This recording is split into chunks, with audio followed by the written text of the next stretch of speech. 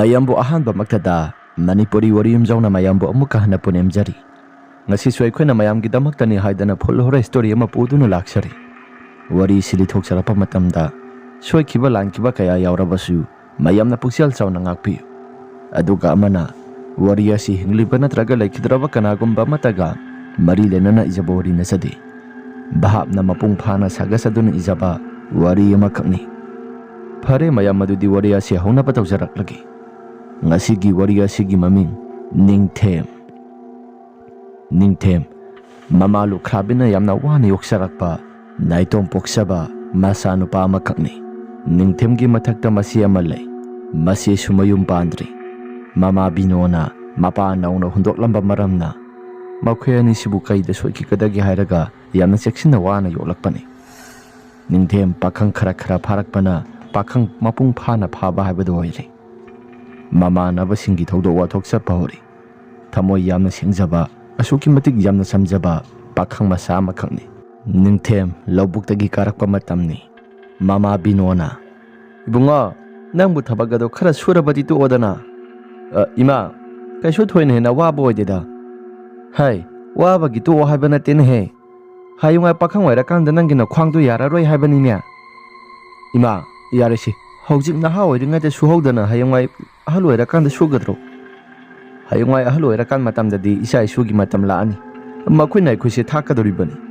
ihe angawba sidi masa masu kaksu pami male ima aikhoina hingnari se hayunga aikhoigi phanglakadori baisa isu singaduna aikhoise thaga nungaina hingani habagi asada natro mani aduni ima su aigi asada hinglibani hayunga imana sonjila ka matamda aina oina ima se thakadoribani isi gi luhungbadasu awan onse yamna saun hekta pigadoribani ihe masi gi angawba sidi yare se nasana rudo samthoro asi hairaga Ningthem aduma isam samna mamaga masigada phagi tawraga leijai asumna namik kharani haukraba matungda nongmo namit ama Ningthem suma sasi inu nungaiti labukta kumuraga mahaki masasi mayumda karakpani Ningthemna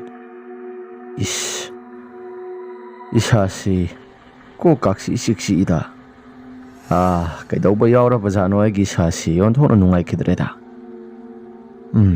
khara thuna karagi ngasidi isasi yamna nungaiti hairaga Ningthem mahaki masasi yumda khara thuna karakle mamana ibunga nangdi thuna karabra ima kara isasi nungaiti ko kaksi isiksi ho nungaitraga hek pothagi ka potharo kharangana nasadu wasu yamna wamankre ima wabagi budi kaya thoina wabo oideda aduda isasi inu nungaiti isasi sumsum choktarakpa madugini hoi yare se nasadu choktaragana mahimanai do kaikeno khara thaksin jasilusu hoi ma asi hairaga Ningthem mahaki ka tamna do maksang lai masa maru singado ngihaktang phadi sapona samthoklaba matamda mahaki phamungda pothagi haidana pothabani saurakpa nungthilgi pung 3 tarakpa madugi matamni Ningthem mahaksu phamung asidang ngihaktang uithagi haidana uirum sarum uitharingai matamdani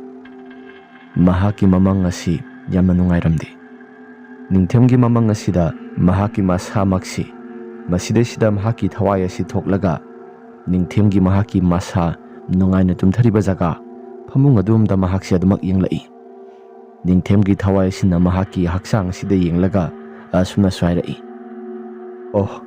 haksang polang nangdi matam kharagi matungda thadoktuna salagadabani do aidi kanagumba matana uba phangoroidaba lambi amada sakhigadorobani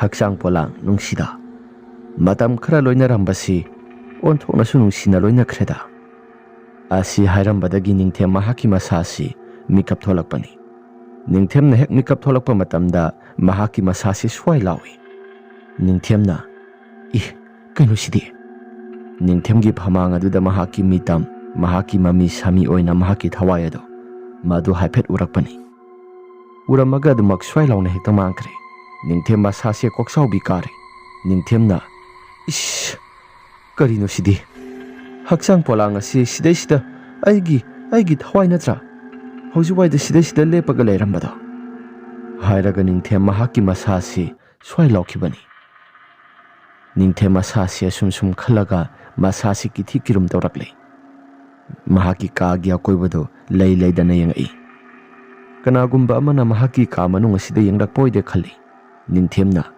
ꯏꯃꯥ ꯏꯃꯥ ꯏꯃꯥ ꯃꯃꯥ ꯕꯤꯅꯣꯁꯨ ꯄ꯭ꯔꯞ ꯆꯦꯟꯁꯤꯜꯂꯛꯏ ꯕꯤꯅꯣꯅ ꯍꯥꯏ ꯀꯩꯗꯧꯔꯒꯦ ꯏꯃꯥ ꯑꯩꯒꯤ ꯀꯥꯁꯤꯗ ꯀꯅꯥ ꯆꯪꯉꯝꯒꯦ ꯀꯅꯥꯒꯨꯝꯕ ꯑꯃꯠꯇ ꯆꯪꯗꯦ ꯀꯩꯗꯧꯔꯒꯦ ꯏꯕꯨꯡꯉꯣ ꯑꯩꯒꯤ ꯀꯥꯁꯤꯗ ꯍꯧꯖꯤꯛꯋꯥꯏꯗ ꯑꯩꯒꯤ ꯁꯛꯇꯝ ꯃꯥꯟꯕ ꯑꯃ ꯐꯝꯃꯒ ꯐꯨꯛ ꯍꯧꯒꯠꯂꯒ ꯃꯃꯤ ꯁꯥꯃꯤ ꯑꯣꯏꯅ ꯁ꯭ꯋꯥꯏ ꯂꯥꯎꯅ ꯍꯦꯛꯇ ꯃꯥꯡꯈꯤꯕ ꯍꯥꯏ ꯃꯤꯀꯞ ꯊꯣꯔꯛꯄꯗꯨꯗ ꯁꯦꯔꯥꯟ ꯇꯨꯔꯥꯟ ꯈꯟꯕ ꯑꯣꯏꯔꯝꯕ ꯌꯥꯏ ꯅꯁꯥꯗꯣ ꯅꯨꯡꯊꯤꯜꯒꯤ ꯃꯇꯝꯗ ꯇꯨꯝꯁꯤꯜꯂꯕꯗꯤ ꯅꯁꯥꯗꯣ ꯅꯨꯡꯉꯥꯏꯔꯔꯣꯏꯅꯦ ꯏꯕꯨꯡꯉꯣ ꯑꯁ ꯏꯃꯥ ꯍꯧꯖꯤꯛꯀꯤꯗꯣ ꯇꯁꯦꯡꯅ ꯑꯩꯕꯨ ꯃꯪꯂꯥ ꯍꯥꯔ ꯀꯔꯤꯅꯣ ꯒ꯭ꯌꯥꯟ ꯃꯦꯟꯒ ꯑꯃꯠꯇ ꯇꯥꯗ꯭ꯔꯦ ꯁꯤꯗꯩꯁꯤꯗ ꯐꯨꯛ ꯍꯧꯒꯠꯂꯒ ꯆꯠꯈꯤꯕꯅꯤ ꯑꯁ ꯑꯣꯟꯊꯣꯛꯄꯅꯤꯗ ꯃꯪꯗꯁꯨ ꯀꯩꯅꯣ ꯖꯥꯠ ꯌꯥꯝꯅ ꯎꯔꯝꯃꯤ ꯍꯥꯏ ꯅꯨꯡꯊꯤꯜꯋꯥꯏꯗ ꯇꯨꯝꯁꯤꯜꯂꯕꯗꯤ ꯁꯦꯔꯥꯟ ꯇꯨꯔꯥꯟ ꯎꯕ ꯇꯥꯕꯅꯤ ꯏꯃꯥ ꯃꯗꯨ ꯈꯛꯇꯁꯨ ꯅꯠꯇꯦ ꯑꯩꯒꯤ ꯊꯋꯥꯟꯃꯤ ꯑꯗꯨ ꯃꯄꯥꯜ ꯊꯣꯛꯂꯒ ꯑꯩꯒꯤ ꯍꯛꯆꯥꯡ ꯑꯁꯤ ꯃꯇꯝ ꯀꯨꯏꯅ ꯁꯥꯡꯅ ꯂꯣꯏꯅꯔꯛꯂꯤ ꯊꯥꯗꯣꯛꯇꯨꯅ ꯆꯠꯂꯅꯤ ꯑꯁꯤ ꯍꯥꯏꯔꯒ ꯃꯁꯥꯗꯣ ꯌꯥꯝꯅ ꯅꯨꯡꯉꯥꯏꯇꯅ ꯌꯦꯡꯂꯝꯕꯅꯤ ꯃꯗꯨꯗꯒꯤ ꯑꯩꯒꯤ ꯏꯁꯥꯁꯤ ꯃꯤꯀꯞ ꯊꯣꯛꯂꯛꯂꯒ ꯌꯦꯡꯕ ꯃꯇꯝꯗ ꯏꯁꯥꯁꯤ ꯀꯤꯊꯤ ꯀꯤꯔꯨꯝ ꯇꯧꯕꯅꯤ ꯏꯃꯥ ꯍꯥꯏ ꯋꯥꯈꯜꯗ ꯁꯦꯔꯥꯟꯅꯅ ꯈꯜꯂꯒ ꯇꯨꯝꯕꯗꯨꯅ ꯑꯣꯏꯔꯝꯕ ꯌꯥꯏ ꯅꯪꯁꯨ ꯋꯥꯈꯜꯗ ꯖꯥꯠ ꯍꯦꯟꯅ ꯈꯟꯖꯤꯜꯂꯨꯔꯅꯨ ꯌꯥꯔꯦ ꯏꯕꯨꯡꯉꯣ ꯏꯃꯥ ꯖꯥꯠ ꯈꯟꯖꯤꯟꯗꯕ ꯍꯥꯏꯕꯁꯤ ꯀꯩꯒꯤꯅꯣ ꯈꯪꯗꯦ ꯑꯩꯒꯤ ꯏꯁꯥꯁꯤ ꯅꯨꯡꯊꯤꯜꯒꯤ ꯃꯇꯝ ꯑꯁꯤꯗ ꯄꯪꯀꯤꯗ ꯀꯤ ꯌꯥꯔꯦ ꯁꯤ ꯏꯕꯨꯡꯉꯣ ꯌꯥꯔꯦ ꯒ꯭ꯌꯥꯟ ꯇꯥꯅꯅꯦ ꯄꯣꯊꯥꯅꯕ ꯇꯧꯔꯣ ꯉꯥꯏꯍꯥꯛꯇꯪ ꯂꯩꯔꯕꯗꯤ ꯅꯆꯦꯁꯨ ꯂꯥꯛꯑꯅꯤ ꯏꯆꯦ ꯀꯥꯏ ꯆꯠꯈꯤꯒꯦ ꯏꯃꯥ ꯅꯆꯦꯗꯣ ꯃꯈꯥ ꯂꯩꯀꯥꯏꯗ ꯐꯤ ꯑꯃꯨꯛꯇꯪ ꯂꯧꯁꯤꯜꯂꯨꯒꯦ ꯍꯥꯏꯗꯅ ꯆꯠꯈꯤꯕꯅꯤ ꯑꯁ ꯍꯧꯖꯤꯛꯀꯤꯗꯨꯗꯤ ꯇꯁꯦꯡꯅ ꯑꯩꯒꯤ ꯏꯁꯥꯁꯤ ꯑꯣꯟꯊꯣꯛꯅ ꯀꯤꯈ꯭ꯔꯦꯗ ꯌꯥꯔꯦ ꯀꯤꯔꯅꯨ ꯌꯥꯔꯦ ꯅꯨꯃꯤꯗꯥꯡ ꯋꯥꯏꯔꯝ ꯌꯧꯁꯤꯜꯂꯛꯑꯕꯅꯤ ꯅꯁꯥꯗꯣ ꯅꯀꯣꯛꯀ ꯂꯣꯏꯅ ꯄꯨꯡꯆꯤꯛ ꯆꯤꯛꯑꯅꯤ ꯍꯥꯏꯔꯒ ꯅꯤꯡꯊꯦꯝꯁꯨ ꯃꯁꯥꯗꯣ ꯃꯍꯥꯛꯁꯨ ꯃꯃꯥꯏ ꯃꯃꯤꯠꯇꯣ ꯉꯥꯏꯍꯥꯛꯇꯪ ꯑꯣꯏꯔꯕꯁꯨ ꯇꯥꯊꯣꯛꯂꯤ ꯉꯥꯏꯍꯥꯛꯇꯪꯒꯤ ꯃꯇꯨꯡꯗ ꯃꯁꯤ ꯁꯟꯙ꯭ꯌꯥ ꯂꯥꯛꯂꯤ ꯁꯟꯙ꯭ꯌꯥ ꯂꯥꯛꯄꯗ ꯍꯥꯏ ꯅꯪꯕꯨ ꯏꯕꯨꯡꯉꯣ ꯀꯩꯁꯤꯡꯗꯣ ꯂꯣꯏꯅ ꯈꯥꯏꯖꯤꯜꯂꯨꯅꯦꯍꯦ ꯁꯤꯡ ꯑꯗꯣ ꯈꯥꯏꯗ꯭ꯔꯕꯅꯤꯅ ꯍꯣꯔꯦꯟ ꯊꯣꯡꯕꯗ ꯆꯥꯛ ꯏꯁꯤꯡ ꯑꯗꯣ ꯑꯃꯠꯇ ꯌꯥꯔꯔꯣꯏ ꯁꯤꯡꯗꯣ ꯈꯔꯁꯨ ꯆꯣꯠꯄ ꯌꯥꯎꯕꯅꯤ ꯅꯤꯡꯊꯦꯝꯁꯨ ꯍꯣꯏ ꯏꯆꯦ ꯍꯥꯏꯔꯒ ꯁꯤꯡꯖꯪ ꯄꯨꯊꯣꯔꯛꯇꯨꯅ ꯃꯍꯥꯛꯁꯨ ꯈꯥꯏꯗꯣꯛꯂꯤ ꯅꯤꯡꯊꯦꯝꯅ ꯁꯤꯡ ꯈꯥꯏꯅ ꯃꯍꯥꯛꯀꯤ ꯃꯅꯤꯡ ꯊꯣꯡ ꯊꯪꯕ ꯁꯔꯨꯛ ꯑꯗꯣꯝꯗꯣ ꯃꯗꯨꯗ ꯀꯅꯥꯒꯨꯝꯕ ꯑꯃꯅ ꯅꯤꯡꯊꯦꯝ ꯇꯝꯅ ꯌꯦꯡꯂꯛꯄꯒꯨꯝꯅ ꯃꯍꯥꯛꯀꯤ ꯃꯁꯥꯁꯤ ꯐꯥꯎꯏ ꯅꯤꯡꯊꯦꯝꯅ ꯀꯩꯅꯣꯗ ꯑꯩꯒꯤ ꯏꯁꯥꯁꯤꯗ ꯀꯅꯥꯒꯨꯝꯕ ꯑꯃꯅ ꯌꯦꯡꯂꯛꯄꯒꯨꯝꯅ ꯐꯥꯎꯔꯤꯕꯁꯤꯅ ꯀꯔꯤ ꯅꯤꯡꯊꯦꯝꯅ ꯐꯥꯎꯐꯝꯗꯤ ꯊꯣꯛꯇꯦꯗ ꯑꯁꯤ ꯍꯥꯏꯔꯒ ꯅꯤꯡꯊꯦꯝ ꯃꯍꯥꯛꯀꯤ ꯇꯨꯡ ꯊꯪꯕ ꯁꯔꯨꯛ ꯑꯁꯣꯝꯁꯤꯗ ꯂꯩꯊꯣꯛꯇꯨꯅ ꯑꯃꯨꯛ ꯌꯦꯡꯂꯨꯏ ꯑꯗꯨꯕꯨ ꯀꯅꯥꯒꯨꯝꯕ ꯑꯃꯠꯇ ꯂꯩꯇꯦ ꯅꯤꯡꯊꯦꯝ ꯃꯍꯥꯛꯀꯤ ꯃꯁꯥꯁꯤ ꯌꯥꯝꯅꯁꯨ ꯀꯤꯔꯤ ꯉꯛꯁꯨ ꯌꯥꯝꯅ ꯉꯛꯁꯥꯅꯔꯤ ꯍꯟꯗꯛꯃꯨꯛꯇꯤ ꯀꯅꯥꯒꯨꯝꯕ ꯑꯃꯅ ꯂꯣꯟꯅ ꯌꯦꯡꯂꯛꯏꯕꯁꯤ ꯑꯩꯕꯨ ꯑꯃꯨꯛꯇꯪꯗꯤ ꯃꯃꯨꯠ ꯇꯥꯅ ꯌꯦꯡꯊꯣꯛꯀꯦ ꯀꯅꯥꯅꯣ ꯍꯥꯏꯕꯗꯣ ꯑꯃꯨꯛꯇꯪꯗꯤ ꯌꯦꯡꯊꯣꯛꯂꯒ ꯍꯨꯔꯥꯟꯕꯒ ꯆꯪꯂꯛꯏꯕ ꯖꯥꯠꯂꯥ ꯍꯥꯏꯕꯗꯣ ꯑꯃꯨꯛꯇꯪꯗꯤ ꯌꯦꯡꯒꯦ ꯑꯁꯤ ꯍꯥꯏꯔꯒ ꯅꯤꯡꯊꯦꯝ ꯃꯍꯥꯛꯀꯤ ꯃꯁꯥꯁꯤ ꯃꯍꯥꯛꯅ ꯍꯟꯗꯛꯃꯨꯛꯇꯤ ꯀꯅꯥꯒꯨꯝꯕ ꯑꯃ ꯌꯦꯡꯂꯛꯄꯒꯨꯝ ꯇꯧꯏ ꯍꯥꯏꯗꯅ ꯃꯃꯥꯏ ꯑꯁꯤ ꯐꯠ ꯂꯩꯊꯣꯛꯇꯨꯅ ꯌꯦꯡꯂꯨꯕ ꯃꯇꯝꯗ ꯃꯍꯥꯛꯀꯤ ꯃꯤꯇꯝ ꯑꯣꯏꯅ ꯃꯍꯥꯛꯀꯤ ꯃꯁꯛ ꯆꯞ ꯃꯥꯟꯅꯕ ꯃꯤꯁꯛ ꯑꯃ ꯃꯉꯣꯟꯗ ꯃꯨꯟꯅ ꯌꯦꯡꯗꯨꯅ ꯂꯩꯔꯝꯃꯤ ꯅꯤꯡꯊꯦꯝ ꯇꯧꯔꯤꯕ ꯃꯑꯣꯡ ꯃꯇꯧꯁꯤꯡ ꯑꯁꯤꯗ ꯃꯍꯥꯛꯀꯤ ꯃꯁꯥꯁꯤ ꯉꯛꯄꯅꯁꯨ ꯈꯝ ꯊꯦꯡꯂꯩ ꯅꯤꯡꯊꯦꯝꯅ ꯀꯩꯅꯣ ꯁꯤꯗꯤ ꯑꯁꯤ ꯍꯥꯏꯔꯒ ꯅꯤꯡꯊꯦꯝꯒꯤ ꯃꯤꯇꯝ ꯑꯗꯣ ꯃꯉꯣꯟꯗ ꯃꯃꯤꯠ ꯈꯥꯅ ꯌꯦꯡꯂꯝꯂꯕ ꯃꯇꯨꯡꯗ ꯁ꯭ꯋꯥꯏ ꯂꯥꯎꯅ ꯍꯦꯛꯇ ꯃꯥꯡꯈꯤ ꯅꯤꯡꯊꯦꯝ ꯇꯧꯐꯝ ꯆꯥꯐꯝ ꯑꯃꯠꯇ ꯈꯪꯗ꯭ꯔꯦ ꯅꯨꯡꯊꯤꯜꯒꯤ ꯃꯇꯝꯗꯒꯤ ꯍꯧꯅ ꯃꯉꯣꯟꯗ ꯊꯣꯛꯂꯛꯏꯕ ꯊꯧꯗꯣꯛ ꯃꯌꯥꯝꯁꯤꯡ ꯑꯁꯤ ꯒ꯭ꯌꯥꯟ ꯃꯦꯟꯒ ꯑꯃꯠꯇ ꯍꯦꯛ ꯇꯥꯗ꯭ꯔꯕꯅꯤ ꯅꯤꯡꯊꯦꯝꯅ ꯉꯁꯥꯏꯗꯒꯤ ꯑꯩꯒꯤ ꯏꯁꯥꯁꯤ ꯊꯣꯛꯂꯛꯏꯕ ꯊꯧꯗꯣꯛ ꯃꯌꯥꯝꯁꯤꯡ ꯑꯁꯤ ꯀꯔꯤꯅꯣ ꯏꯁꯥꯁꯤ ꯀꯤꯁꯨ ꯑꯣꯟꯊꯣꯛꯅ ꯀꯤꯈ꯭ꯔꯦꯗ ꯍꯥꯏꯔꯒ ꯅꯤꯡꯊꯦꯝ ꯃꯍꯥꯛꯀꯤ ꯃꯁꯥꯁꯤ ꯑꯗꯨꯝ ꯇꯨꯃꯤꯟꯅ ꯂꯩ ꯃꯁꯥ ꯄꯨꯝꯕ ꯇꯨ ꯈ꯭ꯌꯥꯎ ꯆꯨꯡꯈꯤꯕ ꯃꯔꯝꯅ ꯅꯥꯟꯊꯗꯨꯅ ꯂꯥꯛꯅꯩ ꯅꯤꯡꯊꯦꯝꯅ ꯇꯨ ꯆꯨꯡꯈꯤꯕꯁꯤꯁꯨ ꯑꯩꯒꯤ ꯏꯁꯥꯁꯤ ꯑꯣꯟꯊꯣꯛꯅꯁꯨ ꯀꯤꯈ꯭ꯔꯕꯅꯤ ꯇꯧꯔꯛꯏꯕ ꯃꯑꯣꯡ ꯃꯇꯧꯁꯤꯡ ꯑꯁꯤꯅ ꯇꯥꯛꯄꯗꯤ ꯑꯩꯒꯤ ꯏꯁꯥꯁꯤ ꯂꯥꯏꯒꯤ ꯇꯤꯟꯒꯤ ꯀꯩꯅꯣ ꯑꯃ ꯇꯧꯔꯕ꯭ꯔꯥ ꯃꯗꯨꯁꯨ ꯇꯧꯔꯝꯃꯣꯏꯗ ꯏꯁꯥꯗ ꯖꯟꯇ꯭ꯔꯁꯨ ꯁꯤꯔꯤꯕꯅꯤ ꯍꯥꯏꯐꯝ ꯇꯧꯐꯝꯒ ꯑꯃꯠꯇ ꯈꯪꯗ꯭ꯔꯦꯗ ꯑꯩꯒꯤ ꯏꯁꯥꯁꯤ ꯀꯤꯁꯨ ꯌꯥꯝꯅ ꯀꯤ ꯃꯃꯥꯡ ꯊꯛꯀꯤ ꯃꯇꯝꯗ ꯑꯁꯤꯒꯨꯝꯕ ꯊꯧꯗꯣꯛ ꯑꯁꯤ ꯑꯃꯨꯛꯐꯥꯎ ꯇꯧꯔꯛꯇ꯭ꯔꯤꯕꯅꯤ ꯐꯔꯦ ꯁꯤꯡ ꯑꯁꯤꯁꯨ ꯈꯥꯏꯕ ꯂꯣꯏꯁꯤꯜꯂꯕꯅꯤꯅ ꯑꯩꯁꯨ ꯌꯨꯝ ꯃꯅꯨꯡꯗ ꯆꯪꯂꯛꯏ ꯍꯥꯏꯗꯅ ꯅꯤꯡꯊꯦꯝꯁꯨ ꯌꯨꯝ ꯃꯅꯨꯡꯗ ꯄ꯭ꯔꯞ ꯆꯪꯂꯛꯏ ꯃꯥꯅ ꯃꯪꯒꯣꯜꯗ ꯍꯦꯛ ꯀꯥꯈꯠꯂꯛꯄ ꯃꯇꯝꯗ ꯃꯍꯥꯛꯀꯤ ꯃꯅꯤꯡ ꯊꯪꯕ ꯁꯔꯨꯛ ꯑꯁꯣꯝꯁꯤꯗ ꯀꯅꯥꯒꯨꯝꯕ ꯑꯃ ꯂꯩꯕꯒꯨꯝꯅ ꯁꯥꯎꯍꯨꯝ ꯈꯔꯁꯨ ꯐꯪꯕꯅꯤ ꯅꯤꯡꯊꯦꯝꯅ ꯁꯥꯎꯍꯨꯝ ꯑꯃ ꯐꯪꯕꯒꯨꯝ ꯇꯧꯏꯗ ꯑꯁꯤ ꯍꯥꯏꯔꯒ ꯅꯤꯡꯊꯦꯝ ꯃꯍꯥꯛꯀꯤ ꯃꯁꯥ ꯑꯁꯤ ꯃꯃꯥꯏ ꯂꯩꯊꯣꯛꯇꯨꯅ ꯌꯦꯡꯂꯨꯏ ꯁꯨꯃꯥꯡ ꯃꯇꯣꯜ ꯊꯪꯕ ꯁꯔꯨꯛ ꯑꯁꯣꯝꯁꯤꯗ ꯀꯅꯥꯒꯨꯝꯕ ꯑꯃꯒꯤ ꯃꯤꯇꯝꯒꯨꯝꯅ ꯌꯥꯝꯅ ꯅꯤꯡꯉꯝ ꯀꯥꯏꯉꯝꯗꯅ ꯂꯦꯞꯄꯒ ꯂꯩꯕꯗꯣ ꯅꯤꯡꯊꯦꯝꯁꯨ ꯎꯔꯛꯄꯅꯤ ꯅꯤꯡꯊꯦꯝꯅ ꯁꯨꯃꯥꯡ ꯃꯇꯣꯜ ꯑꯁꯤꯗ ꯀꯅꯥꯒꯨꯝꯕ ꯑꯃ ꯂꯦꯞꯄꯒ ꯂꯩꯔꯤꯕꯁꯤ ꯁꯤꯕꯨ ꯀꯅꯥꯅꯣ ꯅꯠꯇꯦ ꯉꯁꯤꯒꯤ ꯅꯨꯃꯤꯠ ꯑꯁꯤ ꯑꯩꯒꯤ ꯁꯥꯁꯤ ꯀꯩꯗꯧꯔꯦ ꯍꯥꯏꯕꯅꯣ ꯑꯁ ꯃꯪꯂꯥ ꯇꯥꯏꯕꯪꯂꯥ ꯒ꯭ꯌꯥꯟ ꯃꯦꯟꯒ ꯑꯃꯠꯇ ꯍꯦꯛ ꯇꯥꯗ꯭ꯔꯦ ꯑꯣꯟꯊꯣꯛꯄꯒꯤ ꯃꯇꯧ ꯍꯥꯏꯕꯗꯨꯅꯤ ꯑꯁꯤ ꯍꯥꯏꯔꯒ ꯅꯤꯡꯊꯦꯝ ꯃꯍꯥꯛꯀꯤ ꯃꯁꯥꯁꯤ ꯈꯟꯕ ꯌꯥꯕ ꯈꯜꯂꯕ ꯃꯇꯨꯡꯗ ꯅꯤꯡꯊꯦꯝꯅ ꯑꯁꯨꯝꯅꯁꯨ ꯋꯥꯈꯜꯗ ꯅꯦꯅꯥ ꯇꯥꯅ ꯑꯃꯨꯛ ꯏꯪꯊꯅ ꯈꯜꯂꯛꯏ ꯏꯃꯥꯗ ꯑꯃꯨꯛꯇꯪ ꯍꯥꯏꯔꯒ ꯌꯦꯡꯁꯤꯔꯥ ꯏꯃꯥꯗ ꯍꯥꯏꯔꯒ ꯀꯩ ꯂꯩꯕꯅꯣ ꯍꯥꯏꯕꯗꯨ ꯌꯦꯡꯊꯣꯛꯄꯅꯗꯤ ꯐꯒꯅꯤꯗ ꯍꯥꯏꯔꯒ ꯅꯤꯡꯊꯦꯝ ꯃꯍꯥꯛꯀꯤ ꯃꯁꯥꯁꯤ ꯃꯃꯥ ꯕꯤꯅꯣꯒꯤ ꯃꯅꯥꯛ ꯇꯝꯅ ꯑꯗꯨꯃꯛ ꯆꯪꯂꯛꯏ ꯑꯗꯨꯒ ꯉꯥꯏꯍꯥꯛꯇꯪꯒꯤ ꯃꯇꯨꯡꯗ ꯃꯃꯥ ꯕꯤꯅꯣꯅ ꯍꯩ ꯀꯩꯗꯧꯔꯦ ꯏꯃꯥ ꯑꯩꯒꯤ ꯏꯁꯥꯁꯤ ꯃꯪꯂꯥ ꯇꯥꯏꯕꯪꯂꯥ ꯉꯁꯤꯒꯤ ꯅꯨꯃꯤꯠ ꯑꯁꯤ ꯏꯁꯥꯁꯤ ꯌꯥꯝꯅ ꯀꯤꯖꯩ ꯀꯔꯤꯒꯤ ꯀꯤꯒꯗꯧꯔꯤꯕꯅꯣ ꯅꯪꯕꯣ ꯈꯪꯗꯦ ꯏꯃꯥ ꯌꯥꯝꯅ ꯀꯤꯖꯩ ꯑꯩꯒꯤ ꯏꯁꯥꯁꯤ ꯀꯔꯤꯒꯨꯝꯕ ꯊꯧꯗꯣꯛ ꯑꯃ ꯊꯣꯛꯀꯗꯧꯕꯒꯤ ꯃꯇꯧꯒꯨꯝꯅ ꯌꯥꯝꯅ ꯇꯧꯏ ꯍꯩ ꯏꯃꯨꯡꯗ ꯀꯤꯕꯁꯨ ꯐꯠꯇꯦꯀꯣ ꯅꯪ ꯌꯥꯝꯅ ꯍꯦꯟꯃꯜꯂꯕ ꯋꯥꯈꯜ ꯈꯜꯂꯕ ꯃꯥꯜꯂꯦ ꯏꯕꯨꯡꯉꯣ ꯏꯃꯥ ꯍꯦꯟꯃꯟꯕꯒꯤ ꯋꯥ ꯅꯠꯇꯦ ꯑꯩꯒꯤ ꯏꯁꯥꯁꯤ ꯉꯁꯤꯗꯤ ꯑꯩꯒꯤ ꯃꯤꯇꯝ ꯑꯣꯏꯅ ꯑꯩꯒꯤ ꯁꯛꯇꯝ ꯆꯞ ꯃꯥꯟꯅꯕ ꯃꯤꯁꯛ ꯑꯃ ꯎꯕꯒꯨꯝꯅꯁꯨ ꯇꯧꯏ ꯒ꯭ꯌꯥꯟ ꯃꯦꯟꯒ ꯑꯃꯠꯇ ꯇꯥꯗꯦ ꯏꯃꯥ ꯑꯗꯨꯒ ꯑꯃꯨꯛꯁꯨ ꯍꯧꯖꯤꯛ ꯆꯪꯂꯛꯄꯗ ꯀꯣꯟꯊꯣ ꯁꯤꯒꯤ ꯁꯨꯃꯥꯡ ꯃꯇꯣꯜ ꯑꯁꯤꯗ ꯀꯅꯥꯒꯨꯝꯕ ꯑꯃ ꯃꯨꯁꯤꯟ ꯃꯨꯟꯅ ꯍꯦꯛꯇ ꯂꯦꯞꯄꯒꯨꯝꯅ ꯑꯩꯁꯤ ꯎꯔꯛꯄꯅꯤ ꯏꯕꯨꯡꯉꯣ ꯅꯪꯒꯤ ꯋꯥꯈꯜꯗꯅꯦ ꯖꯥꯠ ꯈꯜꯂꯤꯕ ꯃꯌꯥꯝꯁꯤꯡ ꯑꯗꯣ ꯏꯃꯥꯗꯤ ꯄꯥꯛꯅ ꯊꯥꯖꯕ ꯑꯣꯏꯗꯦ ꯅꯪꯒꯤ ꯅꯁꯥꯗꯁꯨ ꯖꯟꯇ꯭ꯔ ꯁꯤꯔꯤꯕꯅꯤ ꯏꯃꯥ ꯖꯟꯇ꯭ꯔ ꯁꯤꯔꯦ ꯍꯥꯏꯗꯅ ꯍꯦꯛꯇ ꯑꯩꯒꯤ ꯏꯁꯥꯁꯤ ꯐꯠꯇ ꯅꯨꯡꯗ ꯊꯣꯛꯏ ꯍꯥꯏꯕꯁꯨ ꯍꯥꯏꯅꯤꯡꯉꯥꯏ ꯂꯩꯇꯦ ꯀꯅꯥꯅ ꯈꯪꯕ ꯈꯨꯗꯣꯡꯊꯤꯕ ꯍꯥꯏꯕꯁꯤ ꯃꯤꯑꯣꯏꯕ ꯑꯩꯈꯣꯏꯅ ꯁꯦꯝꯕꯅꯤ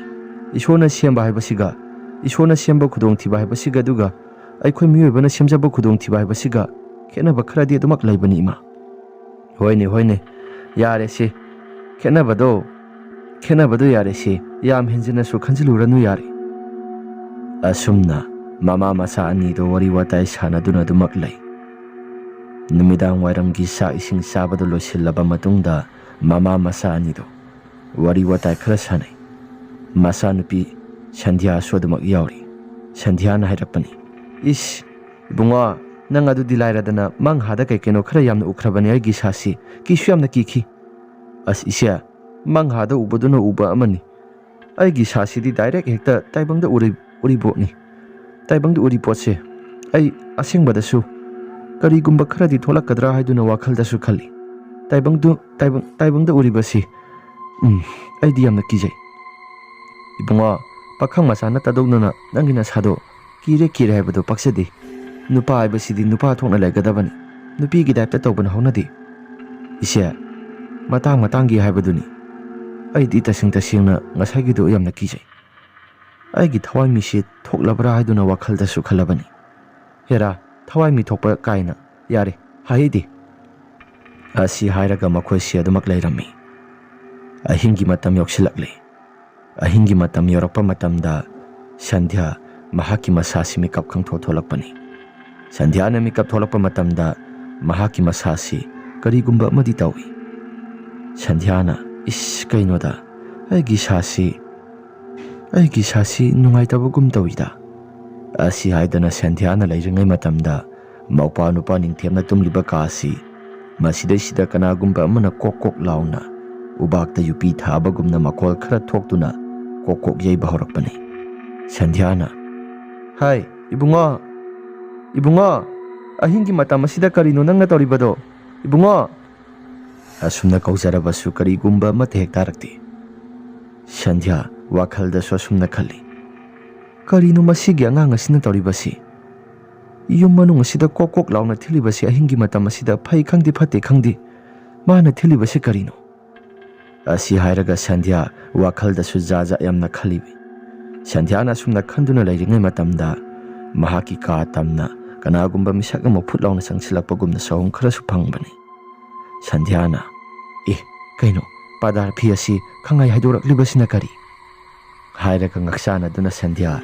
mahaki wakhal asi lei asumna leiringai matamda phamang asida maisu mami mapa nupa ningthemgi mitamda musin munna lepaga leiribado mahaksu khangogdana urakli Sandhya asumna urakpa matamda mahaki masa ase haifam tafam khangdana yamna kiba amasu phaurakli Sandhyana ima ibungo asumna kauba matamda mai asisu khangogdana phatlekta lai Sandhya mahaki masa asi kisu kiri ngaksungakli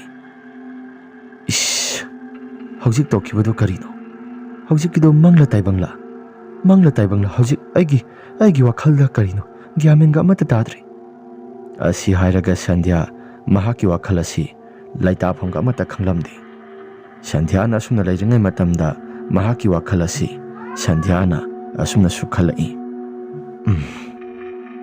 ibungona su haiba ꯑꯩꯈꯣꯏꯒꯤ ꯏꯃꯨꯡ ꯑꯁꯤ ꯀꯔꯤꯒꯨꯝꯕ ꯑꯃꯗꯤ ꯇꯧꯔꯦꯗ ꯈꯨꯗꯣꯡꯊꯤꯕ ꯈꯔ ꯊꯣꯛꯀꯗꯕ ꯂꯩꯕ꯭ꯔꯥ ꯅꯠꯇ꯭ꯔꯒꯅ ꯀꯔꯤꯅꯣ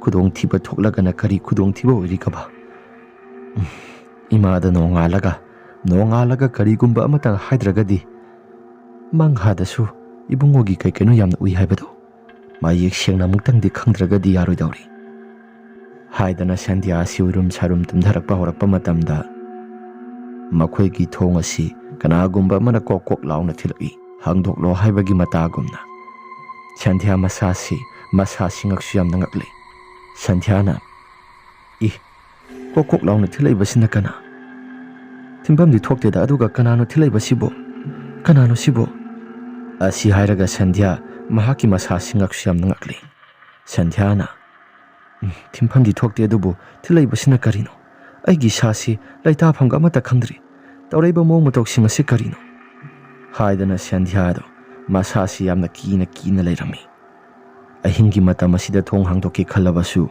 kanagumba amata mi phattaba oiramabadi mahaki masasi ngaksu yamna ngai aduga muksumu kiribani Sandhyana ahingi matam asida onthokpanida mi phattaba mu oiramlabadi ima isa akhoi ahum kakta leijabasida khudongthiba mu nanglabadi haidana Sandhya mahaki wakhal asi mi paiba phawi asumna ngihaktang matungda sapsap hekta lepi Sandhya sodumak tumthakre nongalaba matamda Sandhya mahaki wakhal asi adumak laitaba ngamdana mahak sodumak leibani Sandhyana ai bungarangi thogdok thokiba mayam singadu imada muktang tamsira hoida tambana di phaida yumgi ahalama leiraga aisu adam tumina leisimba sipati afababu oiro phatababu oiro tampham thokpani hairaga Sandhya do mahak sungarang keno khara ukibadu madugi matangda mahak su mamada pausing adu tammi maduda Sandhyana ima tasena aidi ngarang ukiba mayam pumnamak singado isa siamna kijarabani tawraiba thogdok mayam singasi aidi khaluba matamda isasi yamna sungai aduga muksu kibasu phauraga isi ngarang hingsi swai laurabani ima swaina kaubusu tadi ibungo swaina kaubusu tadi ibema ima di ngarang asi thabak asi yamna waman khidana pothakredana pharesi kaisu thoidokpa oiramdaba suyaida ima kaisu thoidokpa oiramdaba yai haribasi chingnadaba sungamde adubu kanagumba ꯑꯩꯈꯣꯏꯒꯤ ꯏꯃꯨꯡ ꯑꯁꯤꯗ ꯄꯣꯠꯁꯦꯝ ꯖꯥꯗꯨꯒ ꯇꯧꯔꯛꯑꯕ꯭ꯔꯥ ꯑꯗꯨꯃꯛꯁꯨ ꯊꯥꯖꯗꯦ ꯄꯣꯠꯁꯦꯝ ꯖꯥꯗꯨ ꯇꯧꯕ ꯍꯥꯏꯕꯗꯨꯃꯗꯤ ꯊꯥꯖꯅꯤꯡꯉꯥꯏ ꯑꯣꯏꯗꯦ ꯃꯔꯝꯗꯤ ꯑꯩꯈꯣꯏꯒ ꯅꯨꯡꯉꯥꯏꯅꯗꯕ ꯀꯅꯥꯒꯨꯝꯕ ꯑꯃꯠꯇꯁꯨ ꯂꯩꯇꯦ ꯑꯩꯈꯣꯏꯅ ꯅꯣꯡꯃꯇꯁꯨ ꯃꯤꯗ ꯂꯥꯜꯂꯨꯗꯕ ꯃꯔꯝꯅ ꯑꯩꯈꯣꯏꯁꯨ ꯀꯩꯁꯨ ꯊꯣꯏꯗꯣꯛꯄ ꯑꯀꯥꯏꯕ ꯑꯃꯠꯇ ꯉꯁꯤ ꯐꯥꯎꯕꯗ ꯇꯧꯔꯛꯇꯅ ꯅꯨꯡꯉꯥꯏꯅ ꯏꯪꯅ ꯆꯤꯛꯅ ꯂꯩꯔꯤꯕꯁꯤꯅꯤ ꯍꯣꯏꯅꯤ ꯏꯃꯥ ꯑꯗꯨꯅꯤ ꯑꯩꯁꯨ ꯏꯁꯥꯁꯤ ꯂꯩꯇꯥꯐꯝꯒ ꯑꯃꯠꯇ ꯈꯪꯗ꯭ꯔꯕꯅꯤ ꯁꯦ ꯏꯁꯥꯁꯤꯗꯤ ꯃꯀꯨꯃꯪꯅꯤ ꯀꯩꯁꯨ ꯊꯣꯏꯗꯣꯛꯄ ꯇꯧꯔꯣꯏ ima makumangni haiba yaroi aigi isada ukiba thokiba thodok mayam singado padar marum masida kanagumba ama leiraga salauna sangkhibagumna tawribado aidi sasyamna chingnai bema se kasu chingnaba phawrunu na sado nangna chingnaba phawraga na napanu pasi mahana mukari khangki gadoriba hoini ima adu sumuk summi khangdre khanphamga mata khangdre asi haiduna leiringai matamda konthongda angang na ha masanglai iche karigumba mata hangjage ibungo hango sibu ꯅꯤꯡꯊꯦꯝ ꯍꯣꯏꯒꯤ ꯌꯨꯝꯁꯤ ꯆꯨꯝꯕ꯭ꯔꯣ ꯏꯆꯦ? ꯆꯨꯝꯃꯤ ꯆꯨꯝꯃꯤ ꯏꯕꯨꯡꯉꯣ. ꯀꯩꯗꯧꯕꯅꯣ ꯏꯕꯨꯡꯉꯣ? ꯏꯆꯦ, luhongbagi baton tawba lakpani. Kanagi luhongbano? Sidai Santos haidana thangnaba laikai da mamanaba ama laibado. Magi luhongbani iche. Thanamo. Kadongai no? Iche, hanchitni. Ho yare thanamo ai haibirage. Si haidana baton tawramli. Ngihaktangi matungda kaisu thoidokpa amatasu khankidri. Mama masa makhoi ahumado. Ningthiamsu laklaga pausing adu tami masina. Ningthiamsu kaya thoidokna masada khanjilubudi tawrudi. Adubu chingnabudi kitangdi phawi. Asumna luhongba sakadaba numit adu yaurakli. Luhongba sakadabasi thangnaba laikaidagi sumamanaba Chandro amadi Ujoy khaba yawi. Makhoigi mamanaba haibadi ningthiamgi mamanaba ahumasi kaya thoina tinarakpadi oidi. Yamna luna naksinana tinarakpa haibado madumadi oidi. Makhoigi laikaidagi thangnaba laikaida laibani. Chandro hoigi laikai si ningthiamgi laikai si lalaga mamanaba Santoski luhongbasi masigi laikai si thangnaba mathangi laikai do oiribani. Asumna luhongba numina si makhoi pau phaunadi. Luhongphamda pulli. Chandrona itaw ningthiam uda bon thokna kuireda. Nahankai kai salugi. Ningthiamna aidi kasu thoidokpa sati. Nakhoi su uda bog yamna kuire. Kadai waida chakki. Aikhoi thabak suba se chatli. Wana ga wabani imung manungna ka natai sadabani bhai.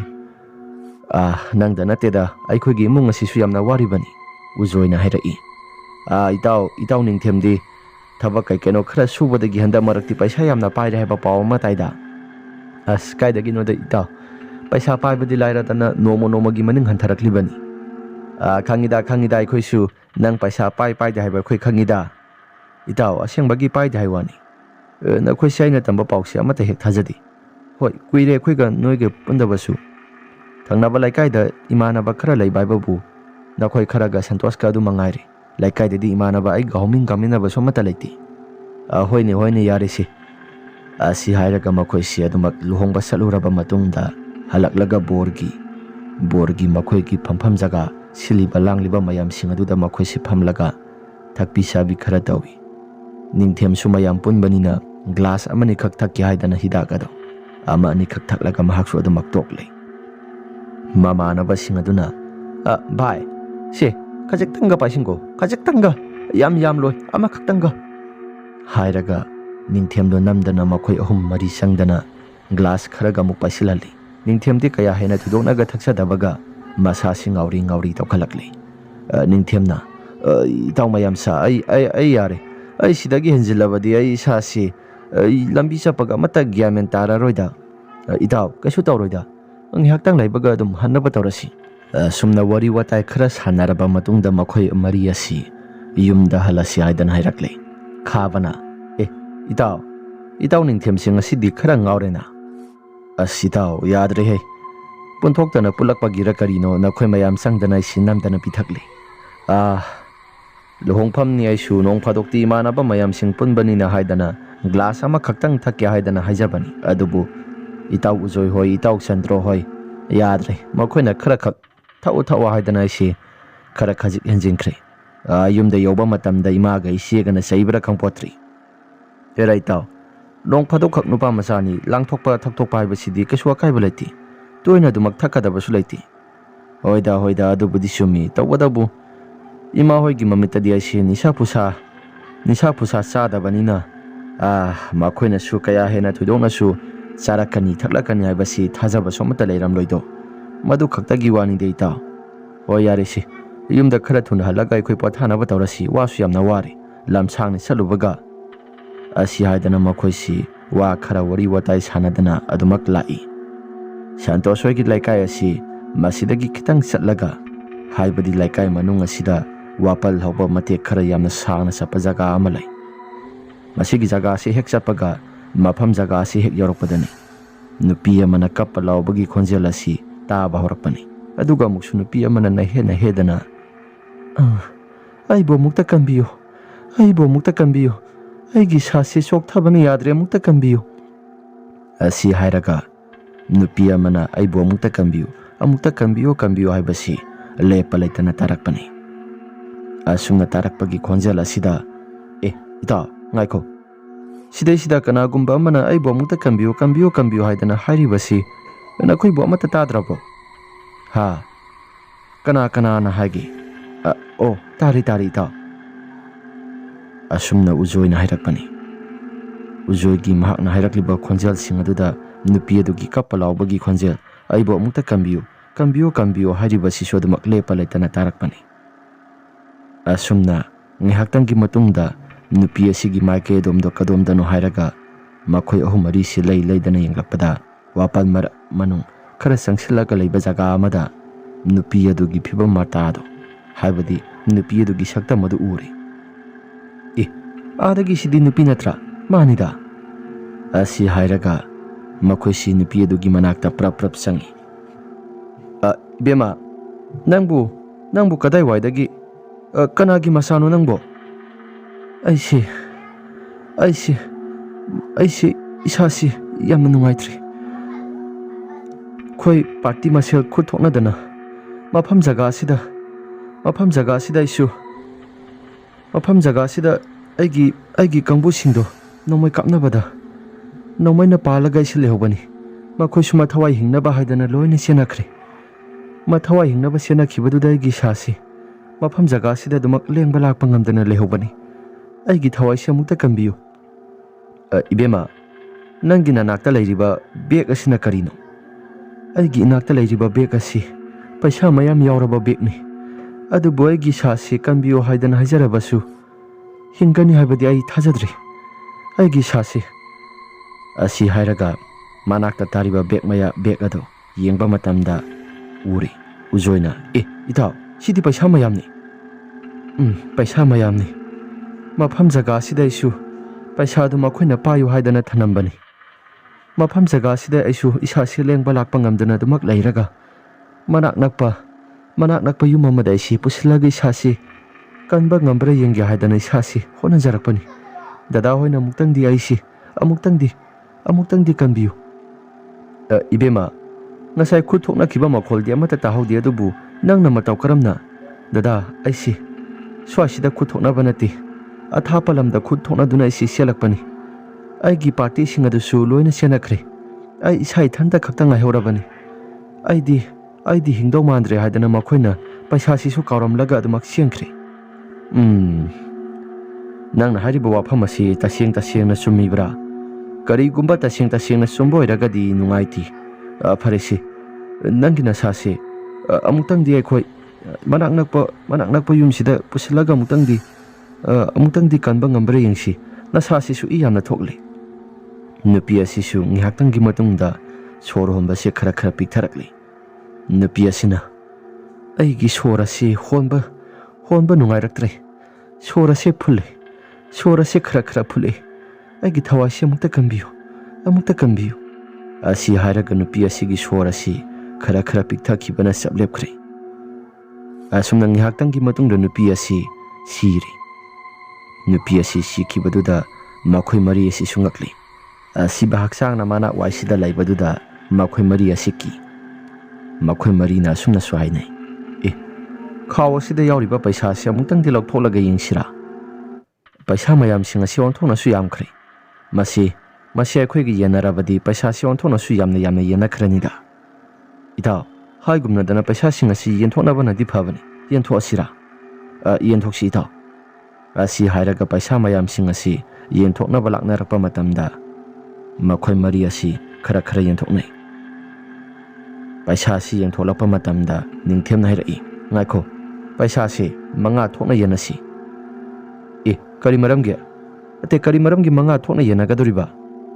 ꯂꯩꯈꯤꯗ꯭ꯔꯕ ꯅꯨꯄꯤ ꯑꯁꯤꯒꯤ ꯃꯐꯝꯗꯁꯨ ꯀꯔꯤꯒꯨꯝꯕ ꯑꯃꯗꯤ ꯀꯠꯊꯣꯛꯁꯤꯗꯅ꯫ ꯅꯈꯣꯏꯁꯨ ꯑꯗꯨ ꯐꯥꯎꯗꯤ ꯌꯥꯅꯤꯗꯅ꯫ ꯑꯁ, ꯂꯩꯈꯤꯗ꯭ꯔꯕ ꯃꯤ ꯑꯁꯤꯒꯤꯗꯃꯛꯇ ꯀꯔꯤ ꯃꯔꯝꯒꯤ ꯀꯠꯊꯣꯛꯀꯗꯣꯔꯤꯕꯅꯣ? ꯌꯥꯔꯦ, ꯇꯥꯅꯤꯡꯗꯦ꯫ ꯑꯁꯤ ꯍꯥꯏꯗꯅ ꯎꯖꯣꯏ ꯑꯃꯗꯤ ꯆꯟꯗ꯭ꯔꯨ, ꯈꯥꯕ ꯃꯈꯣꯏ ꯑꯍꯨꯝ ꯑꯁꯤꯅ ꯍꯥꯏꯔꯛꯏ, ꯅꯤꯡꯊꯦꯝꯅ, ꯏꯇꯥꯎ, ꯄꯩꯁꯥꯁꯤ ꯅꯨꯄꯤ ꯑꯁꯤꯅ ꯄꯨꯔꯛꯄꯒꯤ ꯑꯩꯈꯣꯏꯁꯨ ꯐꯪꯉꯤꯕꯅꯤ꯫ ꯅꯨꯄꯤ ꯑꯁꯤꯅ ꯄꯨꯔꯛꯂꯒ ꯐꯪꯉꯕꯅꯤꯅ ꯑꯩꯈꯣꯏꯁꯨ ꯅꯨꯄꯤ ꯑꯁꯤꯒꯤ ꯃꯐꯝꯗ ꯀꯔꯤꯒꯨꯝꯕ ꯑꯃꯗꯤ ꯁꯥꯕꯤꯕꯅ ꯐꯔꯣꯏꯗ꯭ꯔꯣ? ꯃꯔꯤ ꯃꯇꯥꯁꯨ ꯊꯣꯛꯇꯦ, ꯀꯅꯥꯅꯣ ꯀꯔꯤꯅꯣꯁꯨ ꯈꯪꯗꯦ꯫ ꯅꯨꯄꯤ ꯑꯁꯤꯒꯤꯗꯃꯛꯇ ꯑꯩꯈꯣꯏꯅ ꯑꯃꯨꯛ ꯋꯥꯒꯗꯣꯔꯤꯕ꯭ꯔꯣ? ꯌꯥꯔꯦ, ꯅꯪꯒꯤ ꯋꯥꯗꯣ ꯑꯩꯈꯣꯏ ꯇꯥꯅꯤꯡꯗꯦ꯫ ꯍꯣꯏꯅꯦ, ꯇꯥꯅꯤꯡꯗꯕꯗꯨꯅ ꯑꯃꯅꯤ, ꯑꯗꯨꯕꯨ ꯅꯨꯄꯤ ꯑꯁꯤꯒꯤ ꯃꯐꯝꯗ ꯑꯩꯈꯣꯏꯁꯨ ꯀꯔꯤꯒꯨꯝꯕ ꯈꯔꯗꯤ ꯇꯧꯕꯤꯕꯗꯤ ꯌꯥꯏꯗꯅ꯫ ꯑꯁ ꯏꯇꯥꯎ, ꯇꯥꯅꯤꯡꯗꯦ ꯅꯪꯒꯤ ꯋꯥꯗꯣ, ꯇꯥꯅꯤꯡꯗꯦ ꯍꯥꯏꯔꯤꯕꯁꯤꯅꯤ꯫ ꯑꯣꯏꯔꯣꯏ ꯄꯥꯔꯣꯏꯗꯕ ꯋꯥ ꯃꯌꯥꯝ ꯑꯃ ꯉꯥꯡꯁꯤꯜꯂꯦ ꯅꯪꯁꯨ꯫ ꯑꯣꯏꯔꯣꯏ ꯄꯥꯔꯣꯏꯗꯕ ꯅꯠꯇꯦꯗ, ꯅꯨꯄꯤ ꯑꯁꯤꯅ ꯄꯨꯔꯛꯇ꯭ꯔꯒꯗꯤ ꯄꯩꯁꯥꯁꯤ ꯑꯩꯈꯣꯏꯁꯨ ꯃꯐꯝ ꯃꯔꯥꯡꯒ ꯑꯃꯠꯇ ꯈꯪꯂꯣꯏꯗ꯫ ꯄꯩꯁꯥꯁꯤꯒꯤ ꯃꯇꯦꯡꯅ ꯑꯩꯈꯣꯏꯁꯨ ꯅꯨꯡꯉꯥꯏꯖꯧ ꯍꯥꯏꯕ ꯇꯝꯂꯕꯅꯤ꯫ ꯂꯥꯏꯕꯛ ꯑꯁꯤꯗ ꯅꯨꯡꯉꯥꯏꯖꯧ ꯍꯥꯏꯗꯅ ꯇꯝꯂꯕꯅꯤꯅ ꯅꯨꯄꯤ ꯑꯁꯤꯒꯤ ꯇꯧꯕꯤꯃꯜ ꯑꯋꯥꯕꯗꯤ ꯑꯩꯈꯣꯏꯁꯨ ꯀꯩꯒꯨꯝꯕ ꯈꯔꯗꯤ ꯈꯪꯐꯝ ꯊꯣꯛꯄꯅꯤꯗ꯫ ꯑꯁ ꯌꯥꯔꯦ, ꯇꯥꯅꯤꯡꯗꯦ ꯋꯥꯊꯤ ꯋꯥꯔꯦꯝ꯫ ꯋꯥꯊꯤ ꯋꯥꯔꯦꯝ ꯅꯠꯇꯦ, ꯑꯃꯨꯛꯇꯪꯗꯤ ꯅꯪꯁꯨ ꯈꯜꯂꯨꯗ꯫ ꯑꯁꯨꯝꯅ ꯈꯥꯕ ꯋꯥꯈꯜꯗ ꯀꯔꯤꯒꯨꯝꯕ ꯑꯃ ꯈꯜꯂꯛꯂꯦ꯫ ꯍꯣꯏ ꯌꯥꯔꯦꯁꯦ, ꯌꯥꯝꯕ ꯌꯥꯝꯗꯕ ꯈꯔ ꯈꯖꯤꯛꯇ ꯑꯣꯏꯔꯕꯁꯨ ꯈꯥꯏꯕꯤꯔꯁꯤ, ꯅꯠꯇ꯭ꯔꯒꯗꯤ ꯑꯩꯈꯣꯏ ꯇꯨꯝꯕ ꯆꯥꯕꯒ ꯑꯃꯠꯇ ꯍꯦꯛ ꯒ꯭ꯌꯥꯟ ꯇꯥꯔꯔꯣꯏ꯫ ꯁꯤꯈ꯭ꯔꯕ ꯅꯨꯄꯤ ꯑꯁꯤꯒꯤꯗꯃꯛꯇꯕꯨ ꯄꯩꯁꯥ ꯈꯔ ꯈꯥꯏꯖꯤ, ꯁꯤꯕꯨ ꯇꯥꯕ ꯌꯥꯔꯤꯕ ꯋꯥꯔꯣ?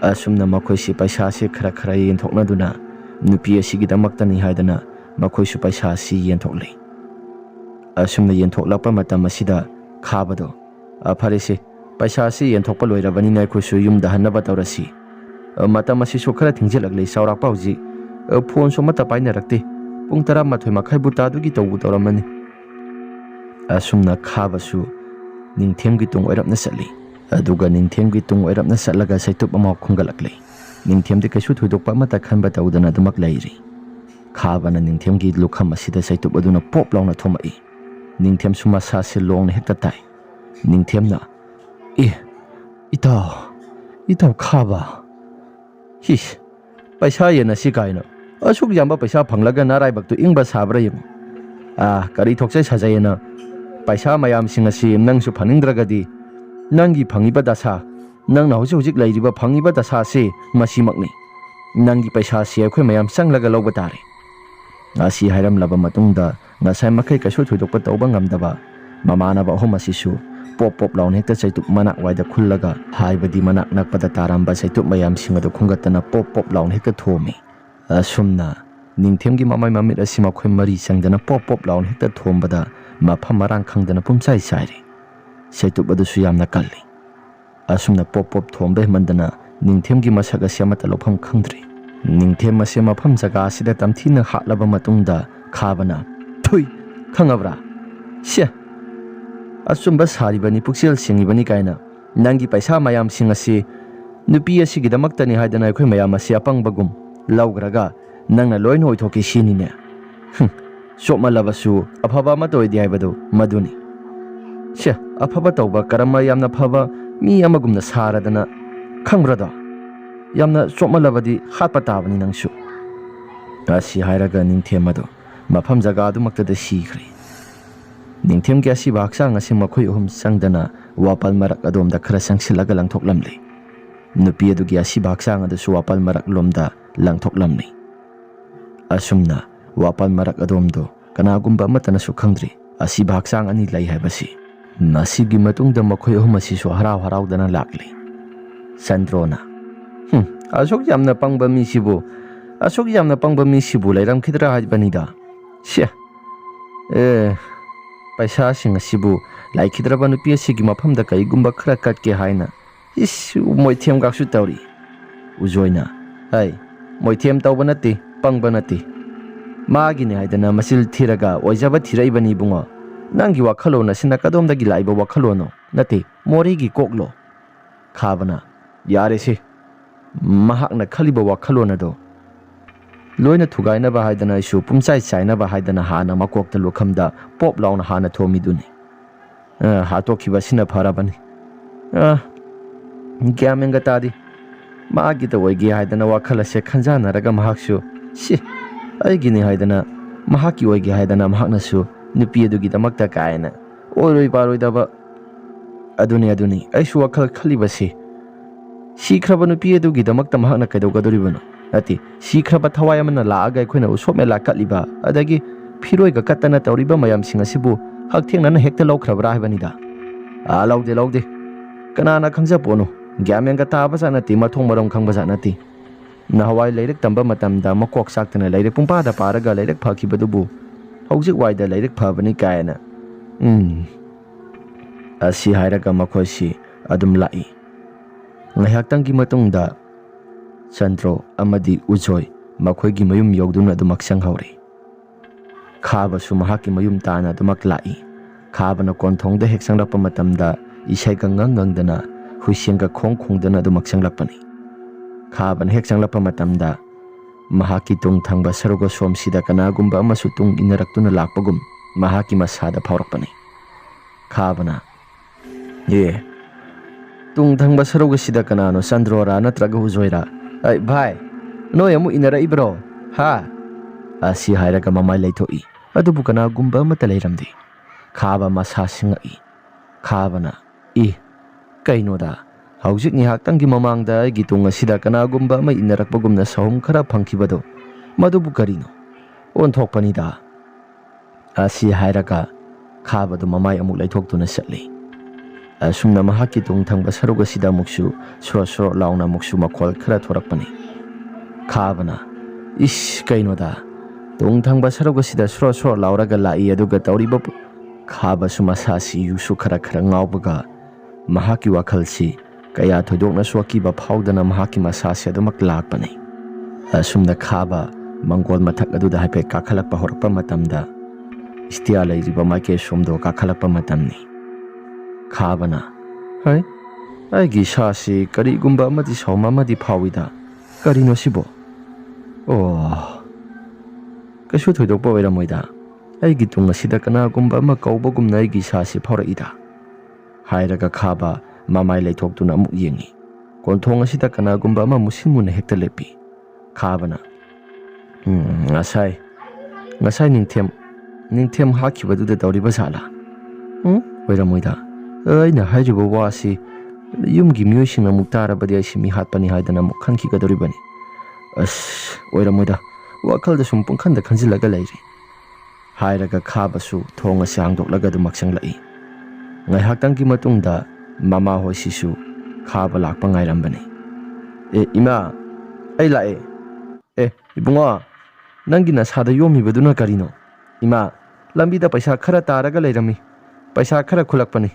Tu ima paisa mayam asidia. Ima daw yaba haibasi asini. Lambida paisa khara taraga leirambaduda imanaba Ujoi ne aine Chandro ne khoi hum asi hekta yanarabani. Sima lokselo. Khaba gi mama si onthona so harauri. Ngaihaktangi matungda asomdana ningthem gi mama si mamangoi kaiboi ima haidana mapaldagi kanagumba amana kaubagi khonjel asi tarakpani. Ibungo isa laabra haidana ningthem gi mama Binodo mahaksu masilda haidoki. Masina Ima kaidaurage ibungodi laksu laktri. Ibema hojing ngihaktangi mamada hojing ngihaktangi mamangda ibungodo lakpagum aigi sasi phaurakpani. Kainoda ima ibungodi laksu laktri. Laktri bara. Phari. Nang phone to amutang tawgero. Ima phone su amata phangdi. Masi kya ngang asi karigino mana phone ase phangandribasi. Kaidauba yauraba jano. Ibema asai phautang tholaga yengusira. Ima thoga yengagumsida adum laksara sanise masu adum gyan taribani. Yarisi. Asi hairaga adumak leirami. Ngaihaktangi matungda makhoigi thong asi kok launa thilakpani. Asumna thilakpa matam aduda kainoda thong asi kanagumba mana thilaibasina kari haidana wakhaldasu khallaga leiringai tanja asida ningthem gi mama Bino si kanagumba amana mahaki masasi hogdorokpagumna masasi khalai. Ningthem gi mama Bino si swai lawi. Kaino aigi sase kanagumba amana pairaga hogdorokpagum tauribasi kaino sibo hairaga leithoktuna yengloba matamda kanagumba mathek leiramdi. Ningthem gi mama Bino si ngaksu yamna ngakle aduga muksu mahaki masasi khambe yaba khalaba matung ngasi gi ahinga se karigumba amadi taure habasi mahak masana khangle. Ahinga si aigi sa ningthem ado kari khudong thibaga nanglaba jano. Salamdai matamda suaisi manam sunambi khidri isado. Asi hairaga ningthem gi mama Binodo adumak tumthai. Nonga laklaba matamdu phawbada masa ningthem lakti. ꯃꯁꯥ ꯅꯤꯡꯊꯦꯝ ꯂꯥꯛꯇꯕꯗꯨꯗ ꯊꯤꯕ ꯍꯧꯔꯛꯂꯦ ꯂꯩꯀꯥꯏ ꯈꯨꯗꯤꯡꯒꯤ ꯍꯥꯏꯕꯗꯤ ꯂꯩꯀꯥꯏꯒꯤ ꯌꯨꯝꯊꯣꯡ ꯈꯨꯗꯤꯡꯒꯤ ꯆꯪꯗꯅ ꯏꯆꯥ ꯅꯤꯡꯊꯦꯝ ꯂꯥꯛꯄ꯭ꯔꯥ ꯍꯥꯏꯗꯨꯅ ꯀꯣꯏꯊꯤ ꯊꯤꯕ ꯍꯧꯔꯛꯂꯦ ꯀꯅꯥꯒꯨꯝꯕ ꯑꯃꯠꯇꯅ ꯂꯥꯛꯏ ꯍꯥꯏꯔꯛꯇ꯭ꯔꯦ ꯅꯤꯡꯊꯦꯝꯒꯤ ꯃꯃꯥꯁꯤ ꯉꯥꯛꯆꯥꯅꯩ ꯀꯗꯥꯏ ꯇꯥꯅ ꯆꯠꯈ꯭ꯔꯕꯖꯥꯠꯅꯣ ꯍꯧꯖꯤꯛ ꯐꯥꯎꯕ ꯃꯍꯥꯛꯅ ꯍꯟꯖꯤꯜꯂꯛꯇ꯭ꯔꯤꯕꯁꯤ ꯑꯁ ꯑꯩꯒꯤ ꯏꯆꯥ ꯅꯤꯡꯊꯦꯝ ꯑꯁꯤ ꯑꯣꯟꯊꯣꯛꯅꯁꯨ ꯐꯔꯛ ꯇꯥꯈ꯭ꯔꯦꯗ ꯒ꯭ꯌꯥꯟ ꯐꯅ ꯇꯥꯖꯕ ꯏꯆꯥꯅꯤ ꯀꯗꯣꯝꯗ ꯃꯍꯥꯛꯀꯤ ꯃꯁꯥꯁꯤ ꯍꯥꯏꯔꯒ ꯋꯥꯈꯜꯗꯁꯨ ꯖꯥꯠ ꯌꯥꯝꯅ ꯈꯜꯂꯒ ꯂꯩꯔꯝꯃꯤ ꯉꯥꯏꯍꯥꯛꯇꯪꯒꯤ ꯃꯇꯨꯡꯗ ꯅꯤꯡꯊꯦꯝꯒꯤ ꯃꯃꯥꯁꯤ ꯂꯩꯇꯥꯐꯝꯒ ꯑꯃꯠꯇꯁꯨ ꯈꯪꯂꯛꯇ꯭ꯔꯦ ꯑꯁ ꯀꯔꯤ ꯈꯨꯗꯣꯡꯊꯤꯕꯒ ꯅꯪꯂꯕꯖꯥꯠꯅꯣ ꯃꯍꯥꯛꯀꯤ ꯃꯁꯥꯁꯤ ꯏꯆꯥꯗꯨꯕꯨ ꯑꯁꯤ ꯍꯥꯏꯗꯅ ꯅꯤꯡꯊꯦꯝꯒꯤ ꯃꯃꯥ ꯕꯤꯅꯣꯗꯣ ꯃꯍꯥꯛꯀꯤ ꯃꯁꯥꯁꯤ ꯌꯥꯝꯅ ꯁꯤꯡꯅꯗꯨꯅ ꯂꯩꯔꯝꯃꯤ ꯇꯧꯕꯗꯕꯨ ꯅꯤꯡꯊꯦꯝꯒꯤ ꯃꯁꯥꯁꯤ ꯍꯟꯖꯤꯜꯂꯛꯇꯕ ꯃꯇꯝꯗ ꯃꯃꯥ ꯕꯤꯅꯣꯁꯤ ꯇꯧꯐꯝ ꯆꯥꯐꯝ ꯈꯪꯗ꯭ꯔꯦ ꯃꯆꯥꯅꯨꯄꯤꯅ ꯄꯨꯂꯤꯁꯇ ꯔꯤꯄꯣꯔꯠ ꯇꯧꯁꯤ ꯍꯥꯏꯗꯅ ꯔꯤꯄꯣꯔꯠ ꯇꯧꯈ꯭ꯔꯦ ꯑꯁꯨꯝꯗꯅ ꯅꯣꯡꯃ ꯅꯨꯃꯤꯗꯥꯡꯒꯤ ꯃꯇꯝꯅꯤ ꯆꯟꯗ꯭ꯔꯣ ꯎꯖꯣꯏ ꯈꯥꯕ ꯃꯈꯣꯏ ꯑꯍꯨꯝ ꯑꯁꯤ ꯌꯨ ꯊꯛꯇꯨꯅ ꯑꯗꯨꯃꯛ ꯂꯩꯔꯤ ꯈꯥꯕꯅ ꯏꯇꯥꯎ ꯑꯩꯗꯤ ꯏꯁꯥꯁꯤ ꯅꯍꯥꯟ ꯅꯨꯃꯤꯗꯥꯡ ꯂꯨꯍꯣꯡꯕ ꯍꯜꯂꯛꯄ ꯃꯇꯝꯒꯤꯗꯣ ꯑꯩꯈꯣꯏꯅ ꯏꯃꯥꯟꯅꯕ ꯅꯤꯡꯊꯦꯝ ꯍꯥꯠꯈꯤꯕꯗꯣ ꯑꯩꯗꯤ ꯉꯔꯥꯡ ꯍꯜꯂꯛꯄ ꯃꯇꯝꯗ ꯏꯁꯥꯁꯤ ꯌꯥꯝꯅ ꯄꯥꯈꯠꯂꯤ ꯅꯪꯗꯤ ꯀꯔꯤꯒꯤ ꯄꯥꯈꯠꯂꯤꯕ ꯇꯨꯡ ꯑꯁꯤꯗ ꯁꯨꯔꯣ ꯍꯥꯏꯗꯅ ꯍꯦꯛꯇ ꯀꯅꯥꯒꯨꯝꯕ ꯈꯔ ꯏꯟꯅꯔꯛꯄꯒꯨꯝꯅ ꯇꯧꯏ ꯃꯗꯨꯒꯤꯁꯨ ꯃꯊꯛꯇ ꯑꯃꯨꯛꯁꯨ ꯑꯩꯅ ꯃꯪꯒꯣꯜ ꯍꯦꯛ ꯀꯥꯈꯠꯂꯛꯄꯒ ꯇꯨꯡ ꯊꯪꯕ ꯁꯔꯨꯛ ꯑꯁꯤꯗ ꯍꯦꯛꯇ ꯀꯅꯥꯒꯨꯝꯕ ꯑꯃꯅ ꯀꯧꯔꯛꯄꯒꯨꯝ ꯇꯧꯏ ꯑꯁꯤ ꯍꯥꯏꯔꯒ ꯊꯣꯛꯈꯤꯕ ꯋꯥꯔꯤꯁꯤꯡ ꯑꯗꯨ ꯂꯣꯏꯅ ꯇꯝꯂꯤ ꯃꯗꯨꯗ ꯃꯃꯥꯟꯅꯕ ꯑꯅꯤꯁꯤꯅ ꯑꯁꯤ ꯌꯥꯔꯦꯁꯤ ꯑꯩꯈꯣꯏꯗꯤ ꯀꯩꯒꯨꯝꯕ ꯑꯃꯠꯇ ꯊꯦꯡꯅꯗꯦ ꯑꯩꯈꯣꯏꯅ ꯊꯦꯡꯅꯗ꯭ꯔꯒ ꯅꯪꯅ ꯊꯦꯡꯅꯩꯁꯤꯅ ꯀꯩꯒꯤ ꯋꯥꯈꯜꯗ ꯄꯪꯁꯥꯗ ꯁꯥꯒꯠꯂꯒ ꯎꯕ ꯑꯣꯏꯔꯝꯕꯁꯨ ꯌꯥꯏ ꯍꯣꯏ ꯑꯣꯏꯔꯝꯕꯕꯨꯗꯤ ꯌꯥꯏ ꯑꯗꯨꯕꯨ ꯑꯩꯒꯤ ꯏꯁꯥꯁꯤ ꯌꯥꯝꯅ ꯀꯤꯖꯩ ꯌꯥꯁꯦ ꯌꯨꯁꯤꯇꯪ ꯈꯔ ꯌꯥꯝꯅ ꯊꯛꯆꯤꯜꯂꯕ ꯀꯩꯁꯨ ꯊꯣꯏꯗꯣꯛꯄ ꯑꯃꯠꯇ ꯀꯤꯔꯔꯣꯏꯗꯕꯅꯤ ꯂꯥꯎꯁꯤ ꯌꯨꯁꯤ ꯈꯔ ꯌꯥꯝꯅ ꯊꯛꯆꯤꯜꯂꯒ ꯌꯨꯝꯗ ꯍꯟꯅꯕ ꯇꯧꯔꯁꯤ ꯑꯁꯤ ꯍꯥꯏꯔꯒ ꯃꯈꯣꯏ ꯑꯍꯨꯝ ꯑꯁꯤ ꯌꯨ ꯊꯛꯆꯤꯜꯂꯦ ꯑꯗꯨꯒ ꯃꯌꯨꯝꯗ ꯍꯜꯂꯛꯂꯤ ꯎꯖꯣꯏ ꯑꯃꯗꯤ ꯆꯟꯗ꯭ꯔꯣ ꯃꯌꯨꯝꯗ ꯃꯈꯣꯏꯁꯨ ꯍꯟꯈ꯭ꯔꯦ ꯈꯥꯕꯁꯨ ꯃꯌꯨꯝꯗ ꯆꯪꯂꯛꯄ ꯃꯇꯝꯅꯤ ꯑꯁꯨꯝꯅ ꯆꯪꯁꯤꯜꯂꯛꯄ ꯃꯇꯝ ꯑꯁꯤꯗ ꯈꯥꯕ ꯃꯍꯥꯛꯀꯤ ꯋꯥꯈꯜ ꯑꯁꯤ ꯅꯍꯥꯟ ꯇꯧꯔꯛꯈꯤꯕ ꯃꯑꯣꯡ ꯃꯇꯧꯁꯤꯡ ꯑꯗꯨꯒ ꯍꯥꯏꯔꯒꯗꯤ ꯃꯍꯥꯛꯀꯤ ꯃꯁꯥꯁꯤ ꯈꯔ ꯀꯤꯇꯛ ꯇꯧꯏ ꯈꯥꯕꯅ ꯑꯃꯨꯛ ꯇꯧꯔꯛꯇꯅꯀꯣ ꯏꯁꯥꯁꯤ ꯀꯤꯊꯤ ꯀꯤꯔꯨꯝ ꯇꯧꯏꯗ ꯍꯣꯏꯗ ꯑꯩꯒꯤ ꯋꯥꯈꯜꯅ ꯁꯥꯒꯠꯄ ꯑꯣꯏꯔꯝꯕꯁꯨ ꯌꯥꯏꯗ ꯑꯁꯨꯝꯅ ꯋꯥꯈꯜꯗ ꯈꯜꯂꯒ ꯂꯩꯔꯤꯉꯩ ꯃꯇꯝꯗ ꯋꯥꯈꯜꯅ ꯁꯥꯒꯠꯄ ꯅꯠꯇꯦ ꯍꯥꯏꯗꯅ ꯀꯅꯥꯒꯨꯝꯕ ꯑꯃꯅ ꯇꯨꯡ ꯊꯪꯕ ꯁꯔꯨꯛ ꯑꯁꯤꯗꯒꯤ ꯍꯥꯏꯔꯛꯄꯅꯤ ꯈꯥꯕ ꯃꯁꯥꯁꯦ ꯈꯪꯄ꯭ꯔꯦꯛ ꯈꯪꯂꯒ ꯆꯣꯡꯈꯠꯂꯤ ꯈꯥꯕꯅ ꯀꯅꯥꯅꯣ ꯍꯥꯏꯗꯅ ꯌꯦꯡꯂꯨꯏ ꯑꯗꯨꯕꯨ ꯀꯅꯥꯒꯨꯝꯕ ꯑꯃꯠꯇ ꯂꯩꯇꯦ ꯈꯥꯕ ꯃꯍꯥꯛꯀꯤ ꯃꯁꯥꯁꯤ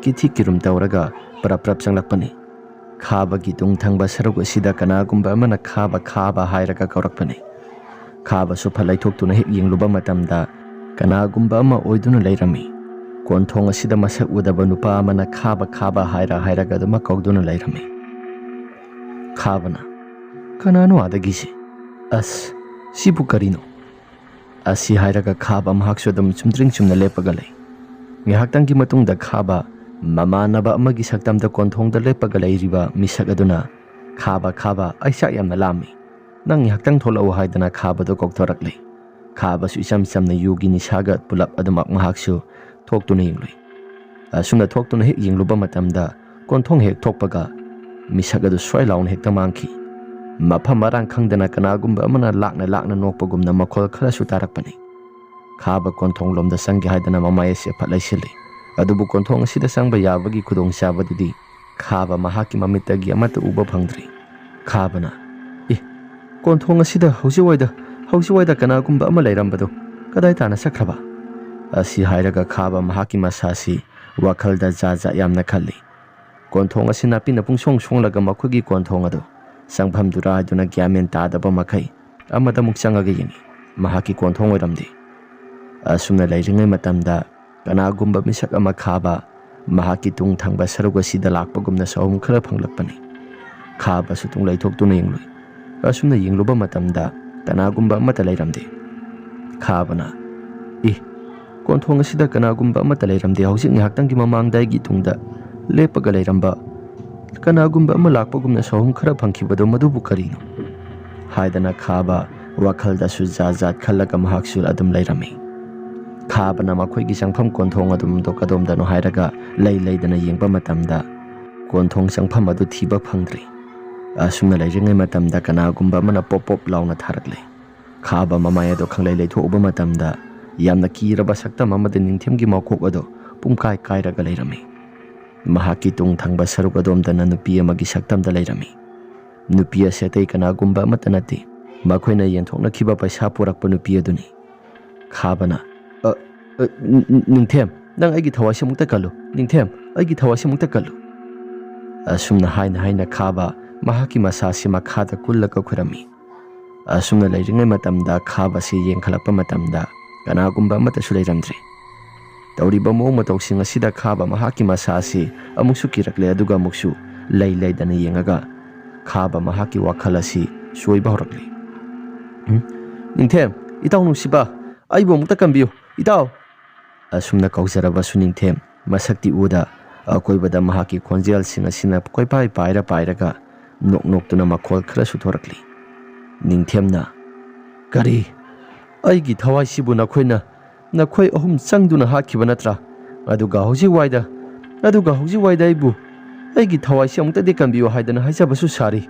ꯅꯪꯁꯨ ꯃꯐꯝ ꯑꯁꯤꯃꯛꯇꯗ ꯍꯥꯠꯂꯒꯗꯕꯅꯤ"꯫ ꯍꯥꯏꯔꯒ ꯅꯤꯡꯊꯦꯝ ꯑꯗꯣ ꯌꯥꯝꯅ ꯍꯧꯅ ꯅꯣꯛꯏ꯫ ꯈꯥꯕꯁꯨ ꯃꯁꯥꯁꯤ ꯇꯧꯐꯝ ꯆꯥꯐꯝ ꯈꯪꯗꯅ ꯂꯩꯔꯤꯉꯩ ꯃꯇꯝꯗ ꯃꯍꯥꯛꯀꯤ ꯇꯨꯡ ꯊꯪꯕ ꯁꯔꯨꯛ ꯑꯁꯣꯝꯁꯤꯗ ꯃꯍꯥꯛꯀꯤ ꯃꯕꯨꯛ ꯑꯁꯤ ꯃꯁꯤꯗꯩꯁꯤꯗ ꯀꯔꯤꯒꯨꯝꯕ ꯃꯆꯤꯜ ꯇꯨꯝꯕ ꯄꯣꯠꯁꯛ ꯑꯃꯅ ꯁꯛ ꯂꯥꯎꯅ ꯊꯤꯟꯖꯤꯜꯂꯛꯂꯦ꯫ ꯈꯥꯕꯁꯨ ꯌꯥꯝꯅ ꯋꯥꯅ ꯃꯍꯥꯛꯀꯤ ꯆꯩꯅꯥꯈꯣꯜ ꯑꯁꯤ ꯈꯥꯡꯂꯒ ꯌꯦꯡꯊꯔꯛꯄꯗꯅꯤ ꯀꯅꯥꯒꯨꯝꯕ ꯑꯃꯅ ꯃꯆꯤꯜ ꯇꯨꯝꯕ ꯄꯣꯠꯁꯛ ꯑꯃꯅ ꯊꯤꯟꯖꯤꯜꯂꯛꯄꯗꯣ ꯈꯥꯕꯁꯨ ꯃꯍꯥꯛꯀꯤ ꯃꯁꯥꯁꯤ ꯆꯩꯅꯥꯈꯣꯜ ꯐꯥꯎꯔꯗꯨꯅ ꯂꯥꯎ ꯈꯣꯡꯗꯨꯅ ꯇꯧꯏ꯫ ꯑꯁꯨꯝꯅ ꯃꯆꯤꯜ ꯇꯨꯝꯕ ꯄꯣꯠꯁꯛ ꯑꯃꯅ ꯈꯥꯕꯒꯤ ꯃꯕꯨꯛ ꯑꯁꯤ ꯂꯦꯡꯁꯤꯜꯂꯛꯂꯕ ꯃꯇꯝꯗ ꯃꯍꯥꯛꯀꯤ ꯃꯁꯥ ꯑꯁꯤ ꯃꯐꯝ ꯑꯁꯤꯗ ꯊꯋꯥꯏ ꯊꯥꯔꯤ꯫ ꯑꯗꯨꯒ ꯅꯤꯡꯊꯦꯝꯒꯤ ꯊꯋꯥꯏ ꯑꯃꯗꯤ ꯂꯩꯈꯤꯗ꯭ꯔꯕ ꯅꯨꯄꯤ ꯑꯗꯨꯒꯤ ꯊꯋꯥꯏ ꯑꯗꯨꯅ ꯈꯥꯕꯒꯤ ꯃꯀꯣꯛ ꯑꯁꯤ ꯄꯣꯞ ꯊꯥꯕ ꯃꯈꯩ ꯊꯨꯒꯥꯏꯔꯤ꯫ ꯑꯁꯨꯝꯅ ꯊꯨꯒꯥꯏꯔꯕ ꯃꯇꯨꯡꯗ ꯃꯈꯣꯏ ꯑꯅꯤꯁꯤꯁꯨ ꯌꯥꯝꯅ ꯀꯟꯅ ꯅꯣꯛꯇꯅ ꯄꯥꯏꯗꯨꯅ ꯑꯗꯨꯃꯛ ꯆꯠꯈ꯭ꯔꯦ꯫ ꯑꯁꯣꯝꯗꯅ ꯑꯍꯤꯡꯒꯤ ꯃꯇꯝꯅꯤ꯫ ꯌꯥꯝꯅ ꯅꯨꯡꯉꯥꯏꯅ ꯄꯣꯊꯥꯔꯤꯉꯩ ꯃꯇꯝꯗ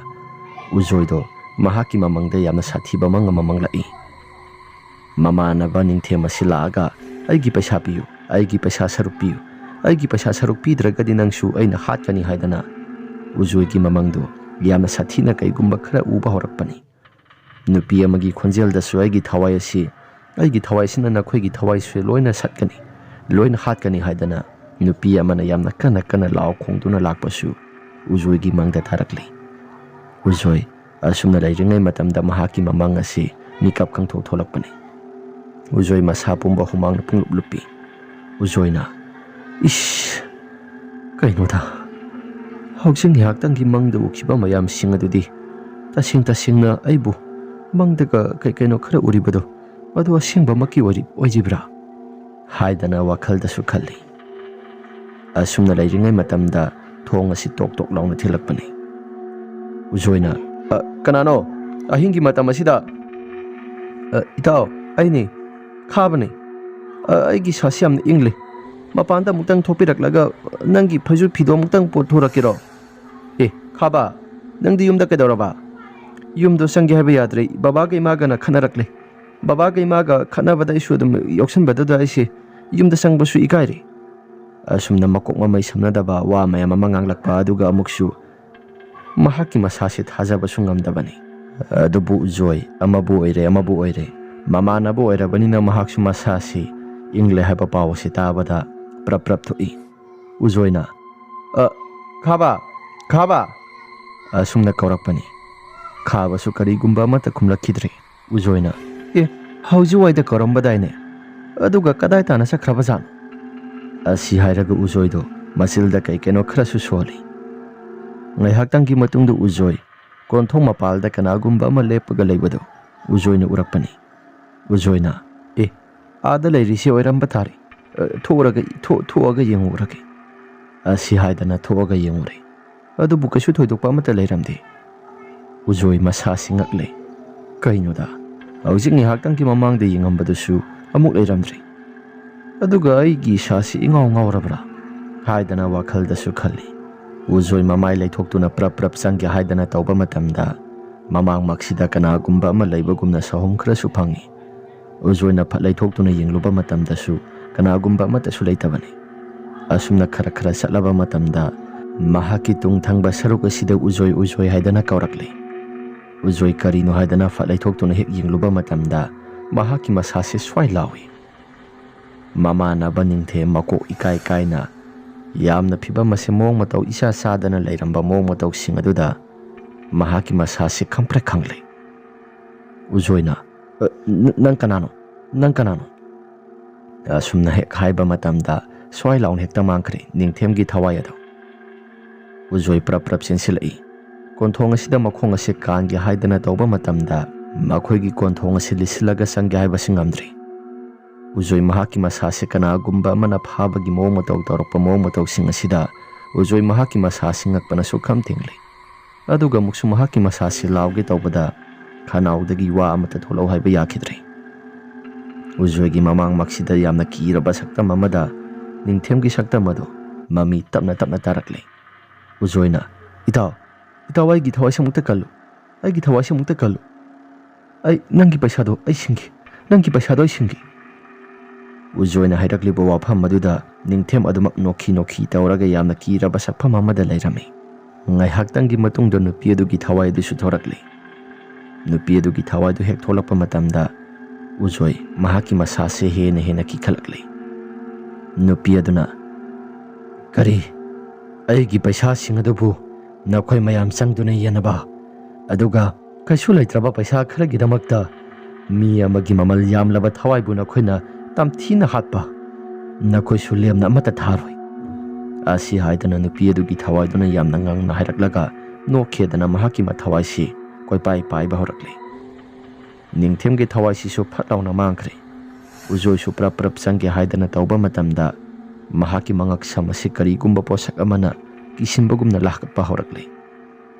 Ningthem mahaki makhut asina sukan na singlaga uthaklomda yamna kana yangkhalakpani. Ujoi gi mangak samasi kari gumba uri wari mayam amana yesindana mangak samasi lahkatpa horakle. Mathaklomda singkhatpa matamda Ujoi mahaki thawai asi sigadogi yamna tharak yanba matamni. Yamna wana mahaki masasi ima haidana yamna kana kauramlaba matungda mafam adumaktada thawai asi thari. Aduga mamai mamit asisu singkup saba makai pop launa karigumba posak amana thindipagumna Ujoi gi mamai mamit asi ihang sari. Mama adusu karigumba khonjal khara taki haidana prap thoktuna yingluba matamda masanupa Ujoi gi saktam asi uba matamda mama si kisu kiri aduga muksu wantha laknai. Asumna nongalaklaba matamda mama naba anigi misi asi Sandro na uba matamda kisu kiri aduga ngakpasu phawi. Aron bawari mayam sing asi haidoklasi haiduna wakhal khali aduga muksu haiduraga namuk laikagi miyam sing namuk tanthorakadra hairaga Sandro mahaki masasi kina karigumba mata haidrabani. Tauraiba thodok mayam sing asina hairagadi thawaiduna tamnadana tauribra. Madu madita singna soidrabani. Asuan thokpanida. Haidana lairingai matamni. Ahingi matam yoksilakle. Sandro mahaksu ngantana dumaktummi. Sandro na ahinga simikap tholakle.